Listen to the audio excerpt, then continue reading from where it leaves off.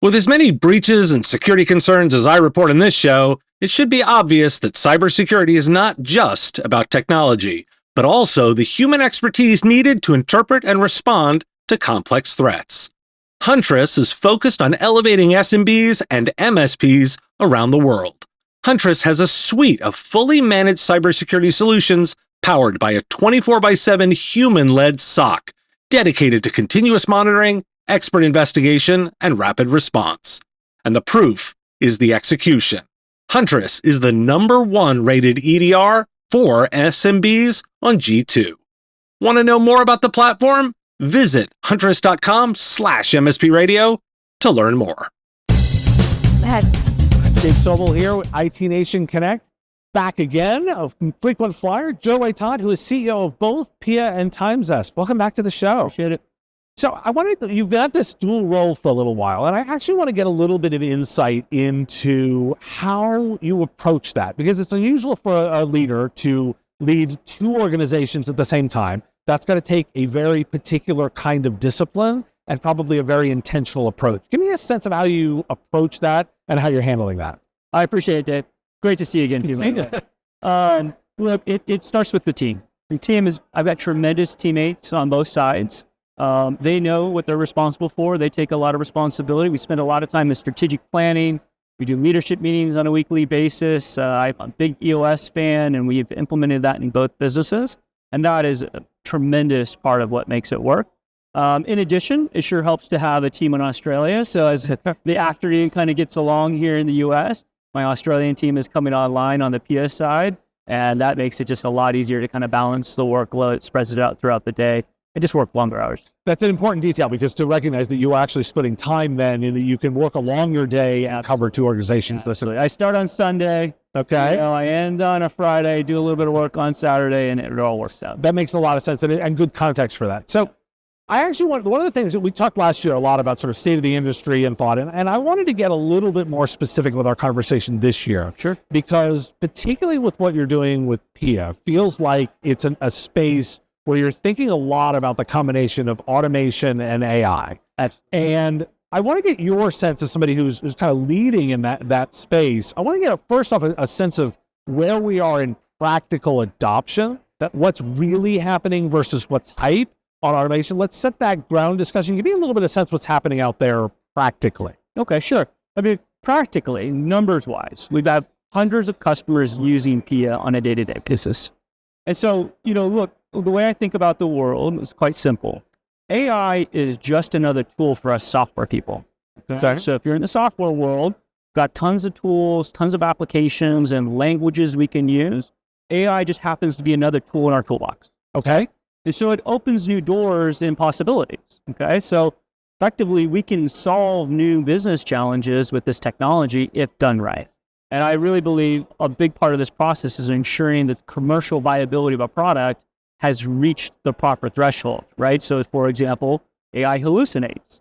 You've got to knock down those hallucinations. You have to train it and really can't use these large language models, right? These large language models are designed for these really broad use cases and purposes. They have value, but they don't necessarily apply to a particular industry-specific use case. Okay. Like understanding an IT ticket. So if you think about a lot of what we do with models is we wipe the AI engine of its brains, right? We remove all that Internet of Things in there, and then we program it with just the things we want it to care about and know about. So as an example, as a ticket comes in on a help desk, we can train it to understand what that ticket's intent is, right? This is a password reset. This is a new user. This is a PC issue that we may need to remediate through automation. Okay. Yeah, I love that description of it, because the training and the insight. What have you learned from teaching the models about what's really good in this space and what's also not good in this space? Well, first and foremost, it's really hard.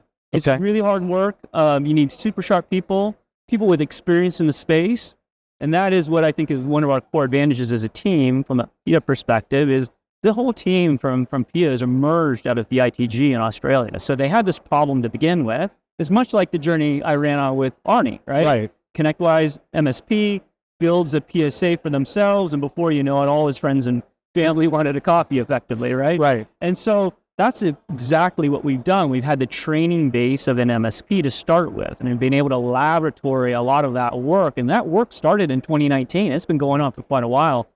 And so today what we have is now we have a very mature model built over all those years, and we're able to also use other data inputs from our customer base and other sources to help improve that thought.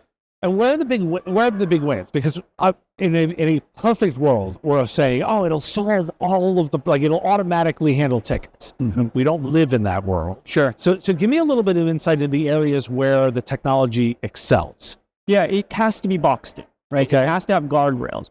But let me maybe go on a little bit of journey here. This may help because I think it's a big part of what we've been doing as an industry, and it may add some focus here.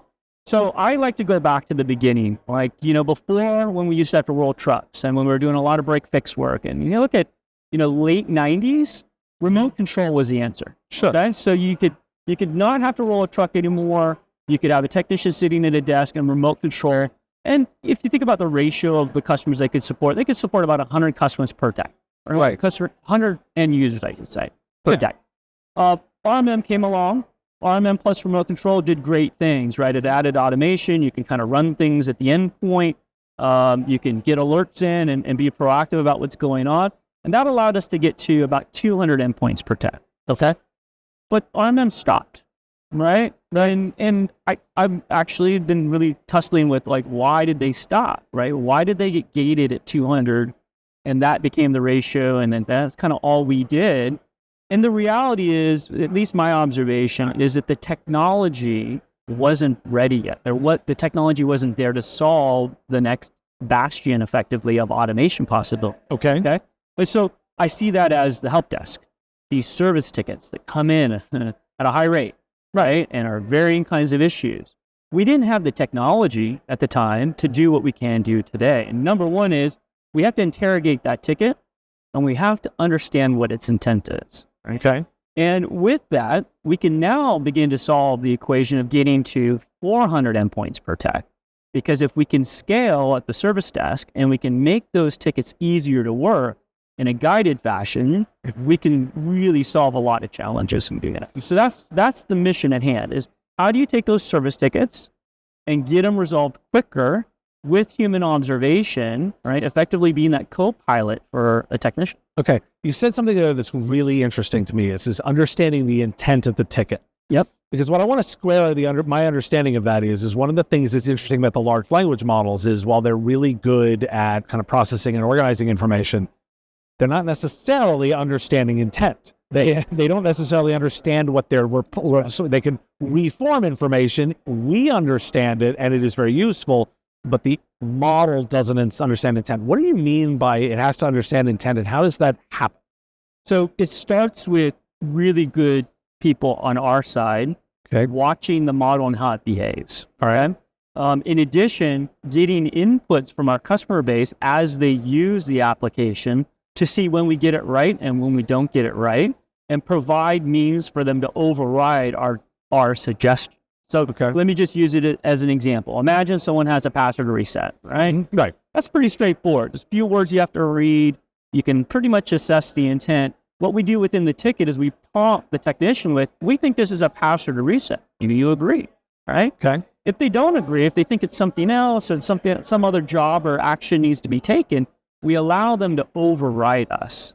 Right? Okay. And then guide us through the proper next automation to run effectively. And so, our goal is to be a co-pilot with them. And when they do guide us, we can see that. We can observe that they overrode us in this case. We can go back to the exact words that were in that ticket and then train the model to support that particular use. Okay. Are you seeing patterns now in terms of the kinds of criteria that make this kind of technology really effective? Like, are there things that make certain kinds of requests really candidates for this? Yes. Look, if we could have everything come in through a form, sure, we'd be in a beautiful space, right? Because it's a controlled environment. We're asking for key inputs of what we need to understand the issue, and then we can take action upon that. Okay. Free-form email is a dangerous game, and we all know that. It's been a dangerous game for a long time. But what we've been able to do and what these models are capable of doing today is really getting quite accurate at that. Our confidence level keeps growing every day about what we know about a particular ticket. And again, the key here is it's like a Tesla, right? We have a human driver in there overseeing what things we suggest. Gotcha. That makes a ton of sense. So speaking broadly, and I'm going to also say, like, knowing I'm not asking you to make any product promises, All right. but give me get a bit of a sense of the where you see this capability going. Like, what would be like an end state model from a vision perspective? Yeah, good question.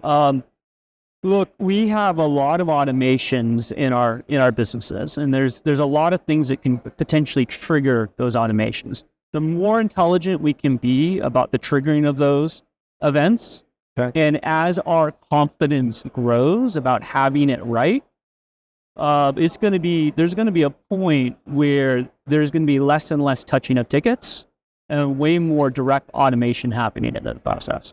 And it'll happen in stages, as we mentioned. A passive reset is pretty obvious, right? Sure. In fact, a passive reset coming through a form, quite obvious, right? What needs to be done there. A new user ad coming through a form. We can execute everything that needs to happen upon submission of those kinds of forms. And we built the framework to be able to support that. The hard work, really, is being able to configure to all the different various possible environmental things that are going on in the infrastructure, right? So you could have Microsoft 365 in the cloud, plus an on-prem server that still needs to be synced. Right. We've got all these different various hybrid configurations, and fortunately at this stage, because of the time put in, we've configured and we're capable of supporting all those different. It's interesting you talk about that, because it feels like one of the promises of AI, of course, is the idea of you can just throw it out unstructured data and it will just magically do stuff, right? And your face gives it away, right? Your face gives it away. While it's nice in intention, what we're actually finding with a lot of the key implementations that are working is when there's some level of organization to the data, things go better. When we have a level of data governance.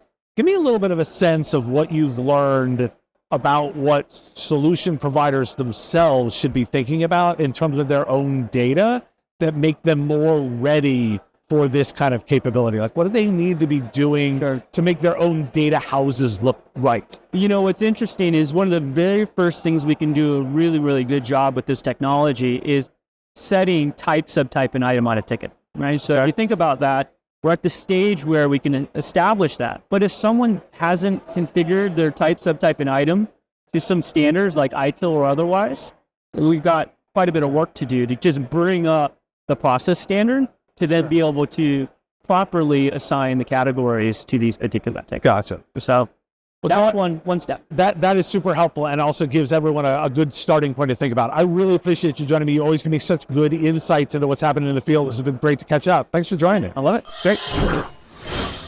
Today's episode is supported by CoreView. Your customers need your Microsoft 365 expertise, and CoreView has the only M365 management platform designed for MSPs. Manage hundreds of tenants, automate manual tasks, and monitor compliance, all while intelligently comparing to the baseline. With a no-code control approach, CoreView revolutionizes your Microsoft 365 administration. This powerful platform enables automatic reporting and remediation, ensuring optimal performance and security. The best part? You achieve this high level of service without the need for a large workforce, allowing you to focus on growing your business through efficiency. Want to know more? Visit coreview.com/MSP and find out more. The Business of Tech is written and produced by me, Dave Sobel, under ethics guidelines posted at businessof.tech. If you like the content, please make sure to hit that like button and follow or subscribe. It's free and easy and the best way to support the show and help us grow. You can also check out our Patreon, where you can join the Business of Tech community at patreon.com/MSP Radio, or buy our Why Do We Care merch at businessof.tech. Finally, if you're interested in advertising on the show, visit mspradio.com/engage. Once again, thanks for listening to me, and I will talk to you again on our next episode of the Business of Tech. Part of the MSP Radio Network.